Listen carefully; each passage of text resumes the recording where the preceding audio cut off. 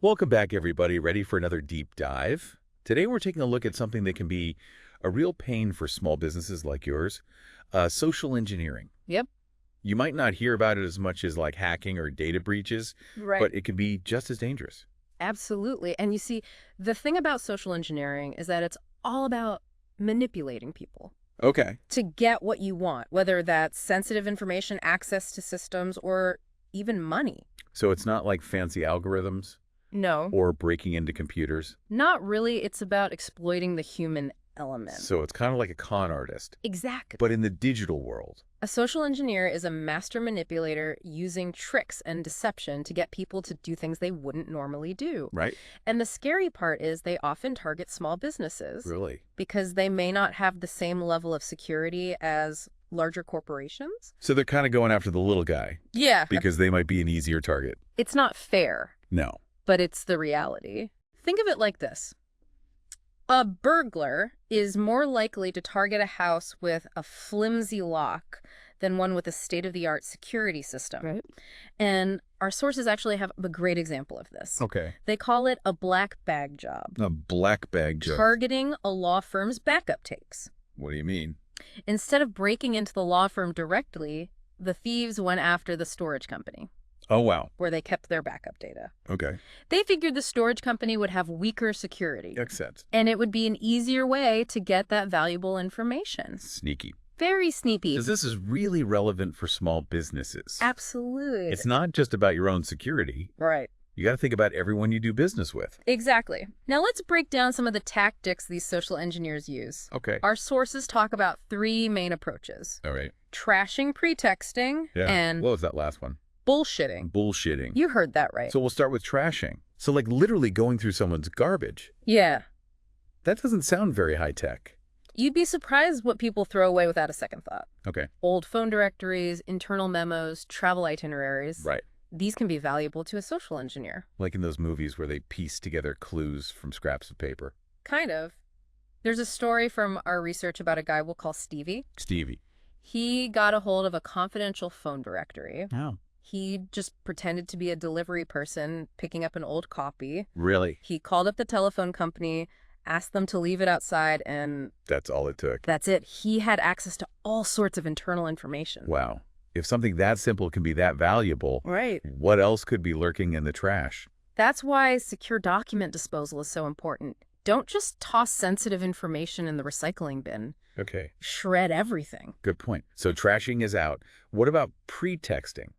Pretexting, that's all about creating a fake identity, a believable one to gain trust. Think of it like an actor taking on a role, Oh, okay. complete with a backstory and a purpose. So they're basically playing a part to trick people. Exactly. One of our sources tells a story about a guy named Eric. Oh.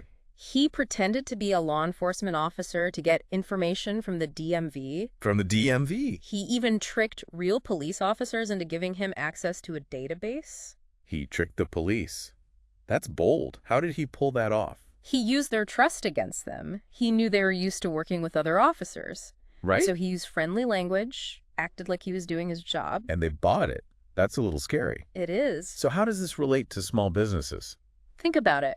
How many times do your employees get calls from someone claiming to be from IT support, a vendor, or even a government agency? A lot, probably. A skilled pretexter can sound very convincing. Right. And if your employees aren't careful, they could give away sensitive information without realizing it. Like passwords, financial data. Yikes. Exactly. So it's important to train employees to verify any request for information. Especially if it's from someone they don't know. Okay. So we've covered trashing and pretexting. Now let's tackle the third tactic. Bullshitting. Bullshitting. I have to admit, I'm a little curious about this one.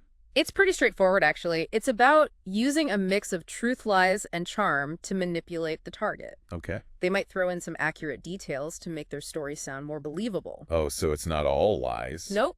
Or act super friendly to lower your guard. So they're like a charming snake oil salesman. Yeah. All smiles and smooth talk. But with a hidden agenda. Right. Our sources actually mention phone freaks using this tactic. Way back in the day, they would use technical jargon, accurate information about phone systems, Wow. and a whole lot of charm to convince operators to connect them to numbers without paying. So they were basically hacking the human element of the phone system. That's pretty clever. It is. And that same approach can be used today in a business context. Oh, how Imagine someone calling your receptionist, claiming to be a new employee, having trouble logging in. They might drop some names of real people, mention some details about your IT setup, and then casually ask for their password. wow. That's pretty convincing. I bet it works more often than we think. It does. That's why it's so important to train your employees to be suspicious. Encourage them to question anything that seems off, Right. even if the person seems friendly and helpful. Okay. So far, we've learned about trashing, pretexting, and even a little bit of bullshitting. But I'm sure there's a lot more to learn. There is, and we'll dive deeper into those details in the next part of our deep dive. That's good. I can't wait to uncover more about this fascinating but slightly unnerving world of social engineering. We'll see you all back here soon for part 2. See you then. Welcome back to our deep dive into social engineering. It's pretty alarming how easily these tactics can be used to exploit trust and get valuable information. Yeah. It is unsettling, to be honest. But I guess knowledge is power, right? So how can small business owners, like our listener, know if one of their employees is dealing with a social engineer? Right. Are there any red flags to watch out for? Absolutely. One of the biggest things to remember is that social engineers are experts at manipulation. Okay. They often come across as very charming, friendly, helpful, Okay. all to build rapport and get you to let your guard down. So if someone's being overly friendly or pushy, that's definitely a warning sign. That's almost like they're laying it on too thick. Exactly. Like that used car salesman who's just a little too eager to help you. Yeah, exactly. Another common tactic is to create a sense of urgency. Okay. They might say, we need this information right away, or your system will be compromised. Oh, I've definitely encountered that before. Yeah. Like those scam calls where they say you're in trouble with the IRS and have to pay immediately. Right. That sense of urgency really gets your heart racing. Those scammers are using those same principles of social engineering. They're relying on panic and confusion to get you to make a mistake. That makes sense. Yeah. So what should an employee do if they think they might be talking to a social engineer? The best thing to do is slow down, take a breath, and verify the request. Okay. If someone's asking for sensitive information, don't be afraid to politely decline and say, I need to check with my supervisor or IT department. Right. A legitimate request will always stand up to scrutiny. So basically, if someone gets pushy or defensive when you start asking questions, that's a big red flag. Definitely. And they might even try to guilt trip you, Oh, really? How so? saying things like, if you don't give me this information, you're putting the entire company at risk. Oh, wow. Don't fall for it. Don't fall for it. So it's good to know that we have the power to just say no. Absolutely.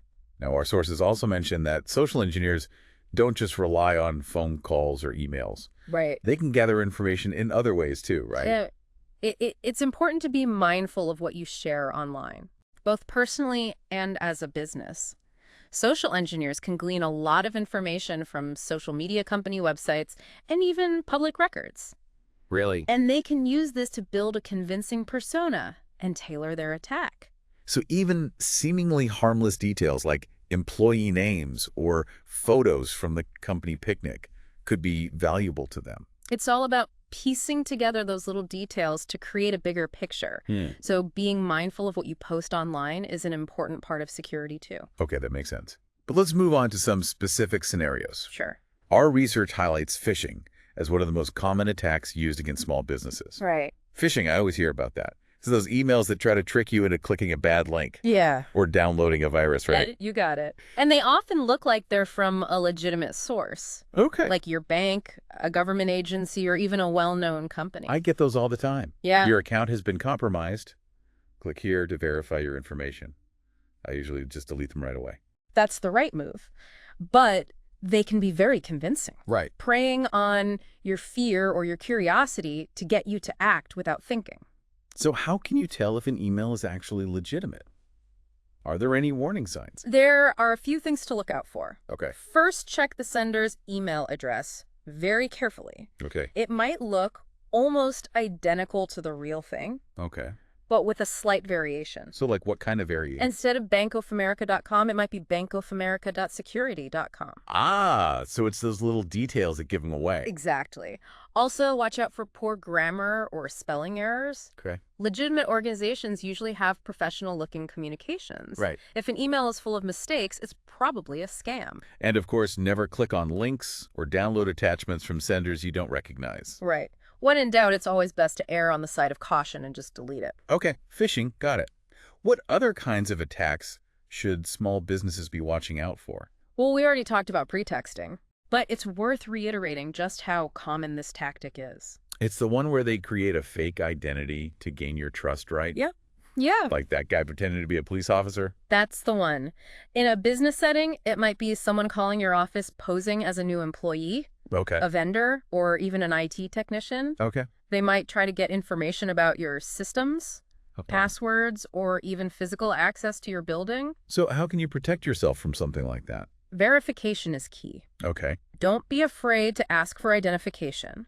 Call back to a known number to confirm their request or check with a supervisor before giving out any information. So if someone calls claiming to be from IT support, hang up, find the IT department's number yourself, Right. and call them back to verify. Exactly. It might seem a little over the top, but it's better to be safe than sorry. I totally agree. Now, what about the situations where someone shows up in person? Okay. Like if someone walks into your office claiming to be a delivery person or a repair technician, how do you verify them? That's a great question.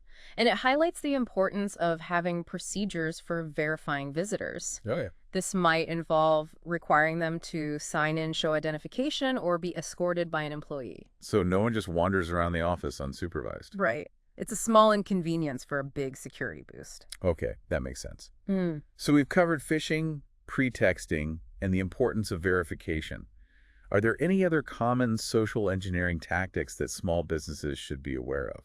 One more that's worth mentioning is baiting, Baiting? which it's a bit like phishing but uses a physical lure. Like what? A free donut with a USB drive hidden inside. What could be? Or even a USB drive found in the parking lot. Okay. It plays on our curiosity or our desire for free things. I've heard about that. You plug the USB drive into your computer and boom, your system is infected with malware. Exactly. Remember, if something seems too good to be true, it probably is. Right. Stick to known and trusted sources for downloads and avoid plugging in any unknown devices into your computers. Okay, so stay away from free USB drives found on the ground. Yes. Noted. This is starting to sound pretty overwhelming. I know. How can a small business possibly stay ahead of all these threats? I know it can feel like a lot, but remember, the most important thing is awareness. By Right. understanding the tactics that social engineers use, you and your employees can build a much stronger defense. So knowledge really is power when it comes to social engineering.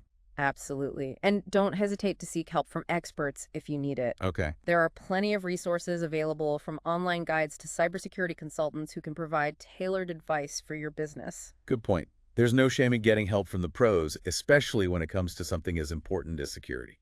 Welcome back to the final part of our deep dive into social engineering. We've covered a lot of ground, We have from sneaky tactics to common scams. but we want our listeners to walk away feeling empowered, not terrified. Exactly. Knowledge is power. Absolutely. So let's talk solutions. We've touched on employee training and security policies. Right. Well, what else can small businesses do? Well, one simple but effective step is to limit the amount of personal information you share online, Okay. both on personal social media accounts and on the company website. We talked earlier about how social engineers can use that info to build a profile. Exactly. By minimizing that information, you make their job a lot harder. So less is more. Definitely. It's also a good idea to review your website and social media Okay. from a security perspective. Are you accidentally revealing sensitive information like employee names, details about your IT systems, or even the layout of your office? It's like we're playing detective looking for clues. Think like an attacker. What would be valuable to them? Yeah. And how can you make that information less accessible? Okay. Minimizing online exposure check. What else? Multi-factor authentication. Right. It's a must-have, All accounts. especially those with access to sensitive data. Can you remind us what that is again? Sure, it's an extra layer of security beyond just a password. It might be a code sent to your phone, a fingerprint scan, or a security token. So even if someone gets your password, they still can't get in. Right. It's a huge deterrent for attackers. That sounds essential. Why wouldn't every business use it? You'd be surprised. Some see it as a hassle or an extra expense, Okay. but the added security is well worth it, especially when you consider the cost of a data breach. Yeah, good point. So multi-factor authentication check. Yeah. Anything else? Regular security audits are crucial. Okay. This means reviewing your systems, policies, and procedures Okay. to identify any vulnerabilities. It's like a regular health checkup for your company's security. Exactly. It's also a good opportunity to test your employees' awareness. Oh, how do you do that? You can do this through simulated phishing attacks or other exercises. So it's like a way for them to practice their skills. In a safe environment, it reinforces the training and identifies any weaknesses. Okay, we've got minimizing online exposure, multi-factor authentication, and regular security audits. Anything else? One more important thing. Have a plan for responding to an attack. Oh, okay. This might involve containing the damage, notifying affected parties, and reviewing your security practices. So it's not just about prevention. Right. It's also about knowing what to do if it happens. Exactly. Having a plan helps you recover quickly and learn from the experience. It's like having a fire drill for your data. I love that analogy because just like a social engineering attack can be devastating if you're not prepared. Okay, I'm feeling a lot more confident about facing this challenge. We've covered a lot of ground today, from tactics and risks to practical solutions. Remember, knowledge is power. And don't be afraid to ask for help. Absolutely. There are experts out there who can guide you. My final takeaway is this: social engineering preys on human weaknesses. By empowering your employees, fostering a culture of security, and taking those practical steps, you can significantly reduce your risk. Well, on that note, I think it's time to wrap up our deep dive into social engineering. I hope you found this episode informative and, most importantly, empowering. Stay vigilant, stay curious, and never underestimate the power of a good no. Thanks for joining us. We'll see you next time for another fascinating deep dive.